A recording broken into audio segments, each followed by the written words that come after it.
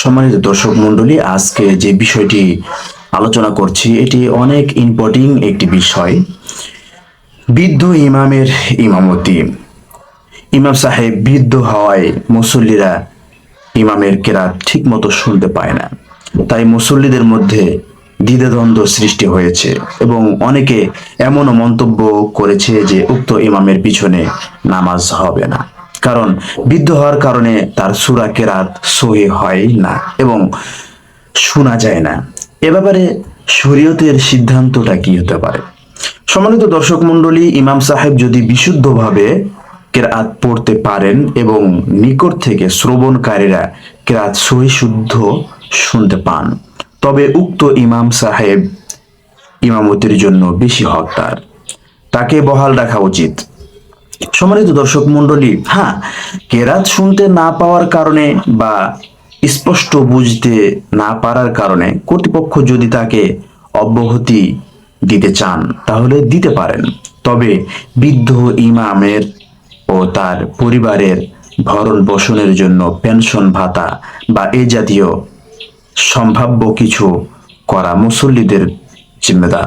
সম্মানিত দর্শক মণ্ডলী, একটি ইমাম সাহেব সারা জীবন আপনাদের খেদমতে কাটায় দিলেন, এখন বৃদ্ধ হয়ে গিয়েছেন, এখন কোনো কাজ করতে পারে না, ইনকামের কোনো পথ নাই। এই সময় সে দুর্বল হয়ে পড়েছে। অনেক জায়গায় দেখা যায় যে ইমামকে বাদ দেওয়ার জন্য তারা লেগে পড়ে, যে আমরা কম বয়সী এবং খুব সুঠাম দেহর এবং ভালো মানের একজন ইমাম রাখবো, কিন্তু মানবিক দিক থেকে আমরা সেই বৃদ্ধ ইমামের দিকে আমরা নজর দিই না। সেক্ষেত্রে আমাদের করণীয় হচ্ছে, যদি আমরা ইমাম রাখতেই চাই, এরপরও আমরা যেন এক দুই ওয়াক্তের জন্য ইমামকে আমাদের মসজিদে রেখে দিই, এটি সবচেয়ে ভালো হবে। এবং যদি তাকে অব্যাহতি দিই আমরা, তাহলে সেক্ষেত্রে যেন আমরা মুসল্লিরা তার দুঃখ কষ্ট অভাবে অনটনে তার পাশে যেন দাঁড়ায়।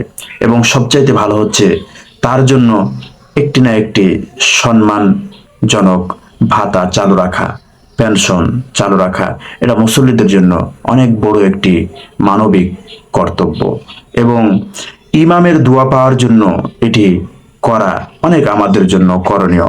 একজন ইমাম সারা জীবন ইমামতি করে আমাদের সঙ্গে থেকে তার জীবনটাকে শেষ করলো, তার জীবনের শেষ মুহূর্তে তার জন্য কি আমরা কোনো কিছু করতে পারবো না? আমরা অবশ্যই করতে পারবো। এই জন্য আমাদের সমাজে, আমাদের দেশে যে সমস্ত ইমামরা বৃদ্ধ হয়ে যায় তাদেরকে আমরা ফালায় দেব না। সম্মানিত দর্শক মণ্ডলী, আশা করি বিষয়টি বুঝতে পেরেছেন যে আমাদের ইমামের সাথে কেমন ব্যবহার করা দরকার। আসসালামু আলাইকুম ওয়া রাহমাতুল্লাহি ওয়া বারাকাতুহু।